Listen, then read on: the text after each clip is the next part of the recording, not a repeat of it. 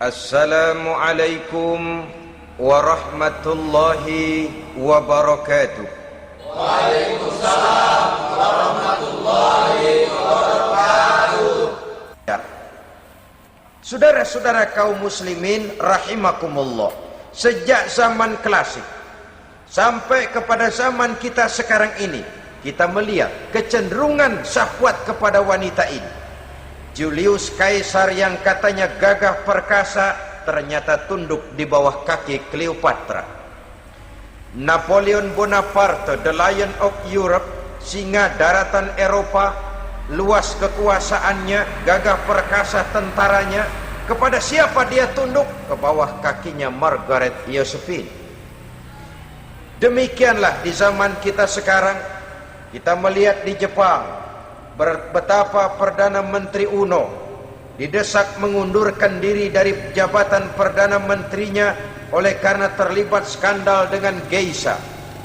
Kita juga melihat di Amerika betapa Senator Gary Hart dari Partai Demokrat yang masih muda, jenius, diharapkan masa depan Amerika lahir dari tangannya, terpaksa mengundurkan diri dari calon presiden oleh karena terlibat skandal dengan Donna Rice.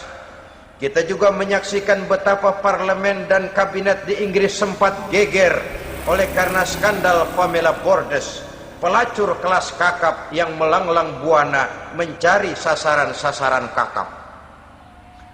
Ini adalah kisah kejatuhan yang diakibatkan oleh hubbus syahawat minan nisa.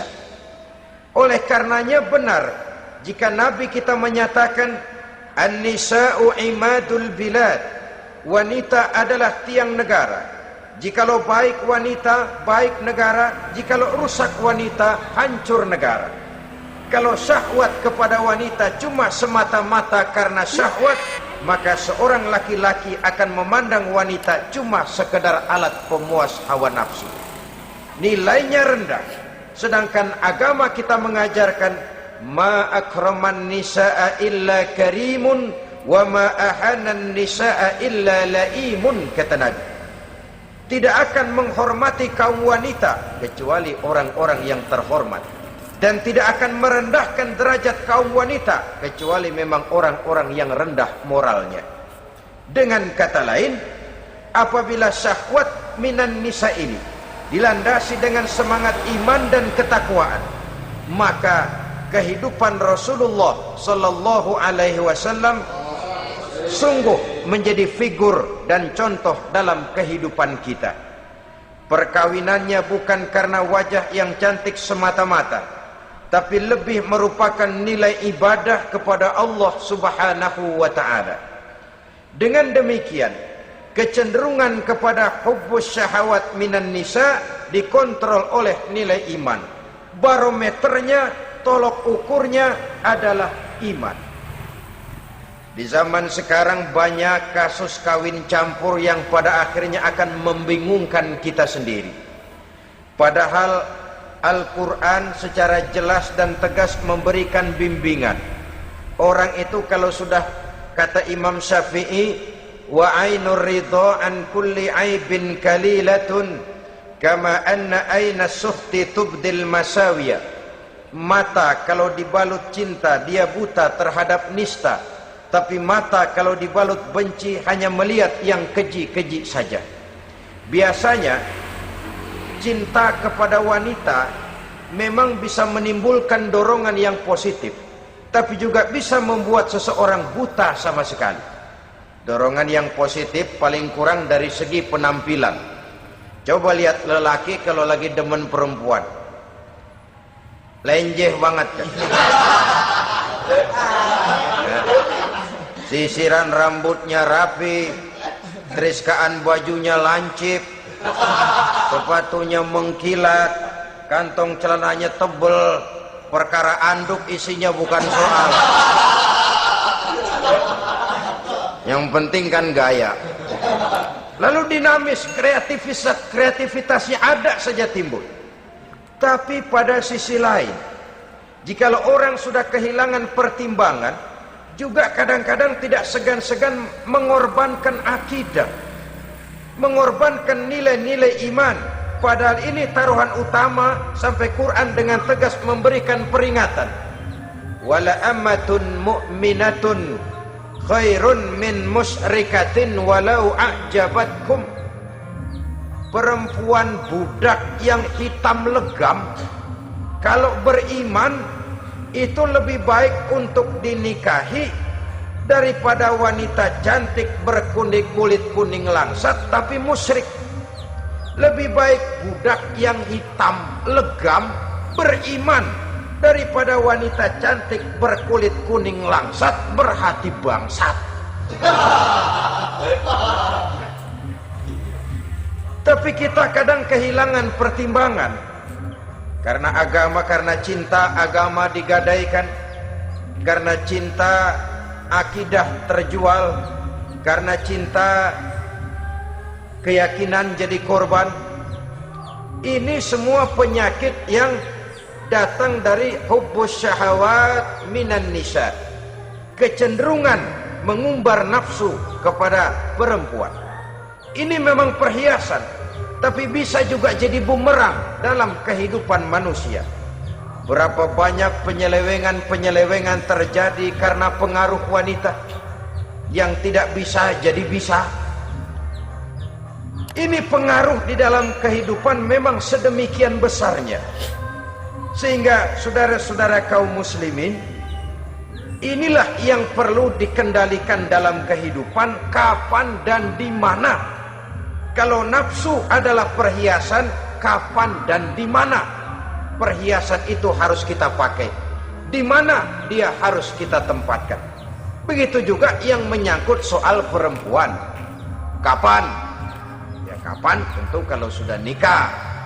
Di mana? Yang jelas bukan di depan umum.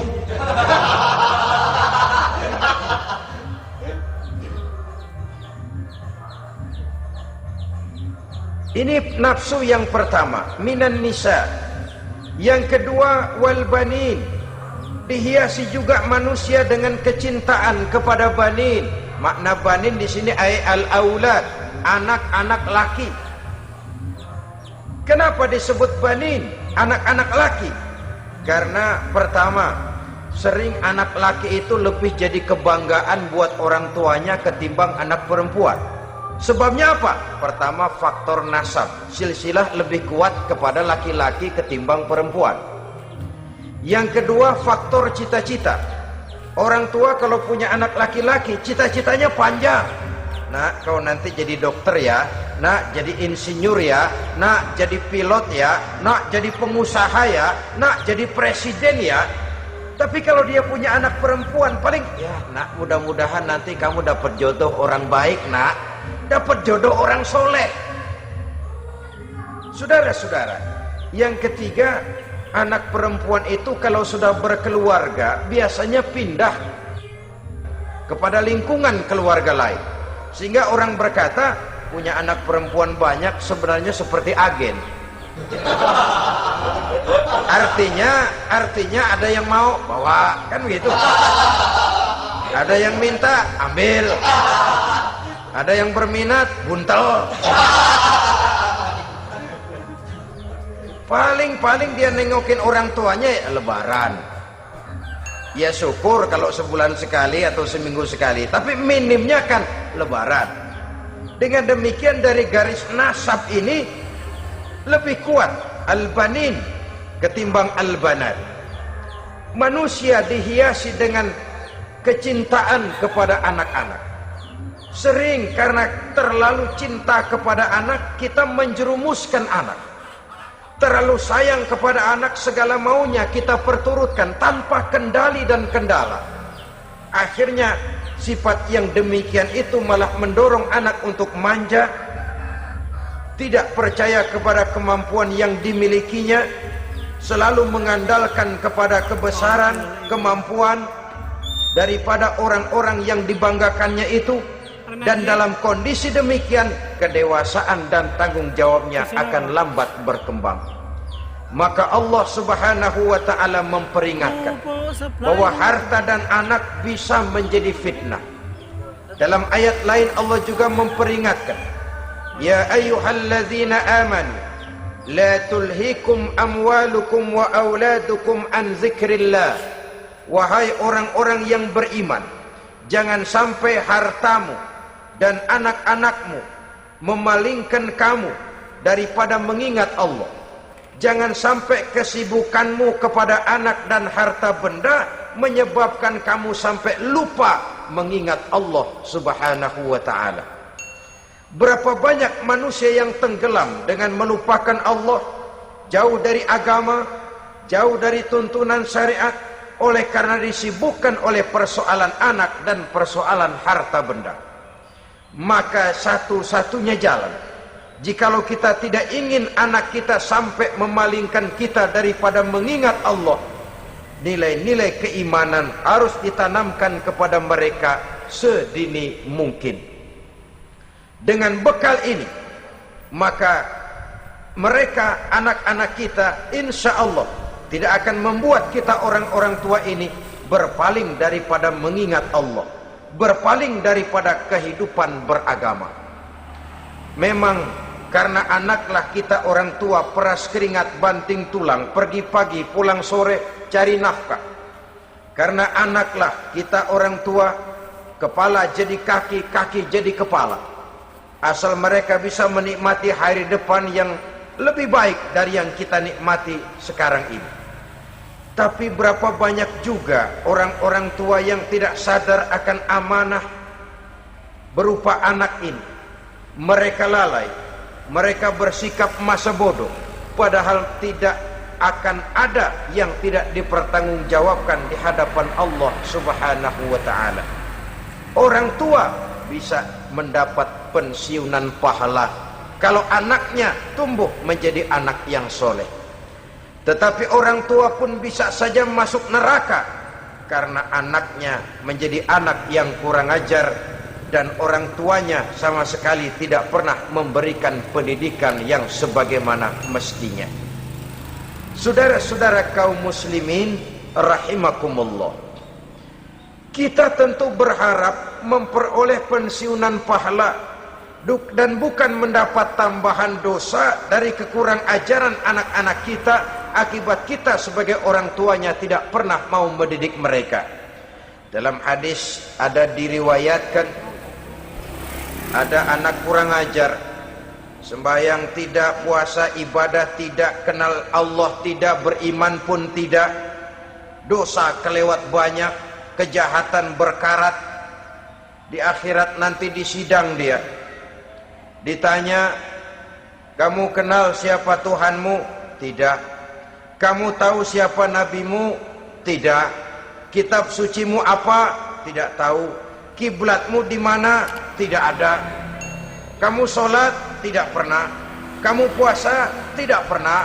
Wah, kalau begitu kamu rusak sekali, kamu neraka.